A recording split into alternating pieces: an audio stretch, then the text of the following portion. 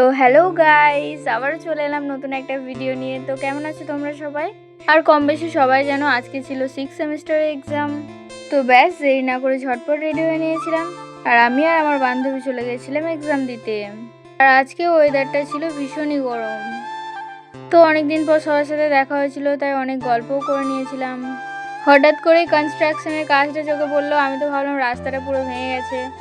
তো না, রাস্তাটা ভাঙেনি, পাশে একটা ব্রিজ হচ্ছে। আর আজকের আকাশের মেঘগুলো ছিল দারুণ সুন্দর।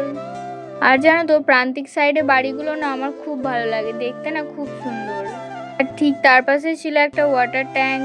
তো এক্সাম থাকার কারণে অনেক সকাল সকাল উঠে পড়েছিলাম। আর এই জায়গাটি ছিল আমাদের বিশ্বকবি রবীন্দ্রনাথ ঠাকুরের খুব প্রিয় জায়গা। তোমরা কে কে জায়গাটি চেনো অবশ্যই কমেন্টে জানাবে।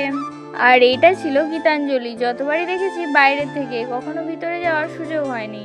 আর আমরা পৌঁছেও গেছিলাম খুব তাড়াতাড়ি। তো আমাদের আসার আগেই দেখলাম সবাই চলে এসছে, আর আমি দেরি না করে রুমটাও খুঁজে নিয়েছিলাম।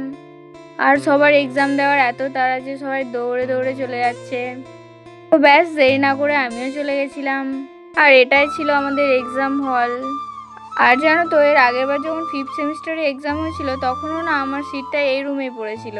আর আজকে যাওয়া মাত্রই আমি দুটো চকলেটও পেয়ে গেছিলাম, তো থ্যাংক ইউ। আর জানো তো, আজকে আমার বেঞ্চ পার্টনার কে ছিল? আমার বেঞ্চ পার্টনার ছিল অর্পিতা। আর হ্যাঁ, অর্পিতা ছিল আমার স্কুল ফ্রেন্ড। তো এটা বেশ ভালো লাগছিল। বেশ অনেক দিন পর আমরা একসাথে বসে এক্সাম দিয়েছিলাম আজকে।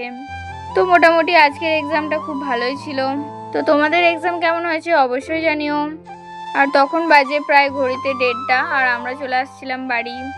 আর এই দেখো 3 মূর্তি। আর তোমরা একটু আগেই দেখেছিলে যে গীতাঞ্জলির সামনেটা কতটা সুন্দর, আর এটা ছিল গীতাঞ্জলির পিছনের দিকটা, এটাও খুব সুন্দর ছিল। আর আজকে আমাদের এক্সাম ছিল ফার্স্ট হাফে, মানে 10টার থেকে। তো অর্পিতা আজকে এত লেখালেখি করেছে, ওর যে হাতটা কখন কেটে গেছে ওর খেয়াল নেই। তো সেটাই আমাদেরকে দেখাচ্ছিল।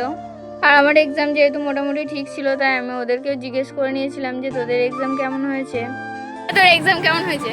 বাম্পার ভালো হয়েছে, বাধ্য করে বলা করাইছে, আবার কোনো বলার ইচ্ছে ছিল না। তো সত্যি বলতে গিয়ে আমার হাসি পাচ্ছে, কিছু বলার নেই। বাড়ি এসে আমি লাঞ্চও কমপ্লিট করে নিই। তো আজকে এতটাই, দেখা হবে নেক্সট কোনো মিনি ব্লগে। টাটা, ভালো থেকো সবাই।